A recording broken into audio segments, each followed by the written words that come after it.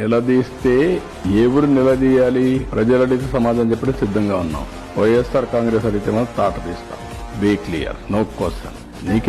నీకేం సంబంధం ఇక్కడ? రాజకీయం చేస్తే వదిలిపెట్టను. అదే ప్రజలు అడిగితే నేను సమాధానం చెప్తా, కన్విన్స్ చేస్తా, అన్యాయం జరిగితే కరెక్ట్ చేస్తా. అది ప్రజలకు, వీళ్ళకి కాదు. ప్రాణాలు పోవడమే కాదు, ఇంకా భయంకరమైన పరిస్థితులు వస్తాయి. ఇలాంటి వాళ్ళు గాని రోడ్డు మీదకి వస్తే ఇంకా భయంకరమైన పరిస్థితులు, ప్రమాదకరమైన పరిస్థితులు వస్తాయి. ప్రజలందరూ ఆలోచించుకోవాలి.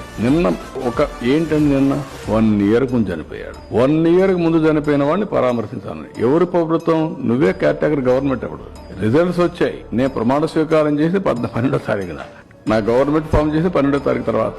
ఎప్పుడు చనిపోయాడు? నువ్వు ఉన్నప్పుడే. అంటే కనీసం అలాంటిది 1 year తర్వాత పోయి నువ్వు దాన్ని ఒక ఇష్యూ చేయాలంటే నీ వెహికల్స్ కొట్టి ఒకడు చనిపోతే పరామర్శించరా మీరు? ఒకరు ఫస్ట్, ఇంకొకరు నెక్స్ట్. కనీసం పరామర్శించారా?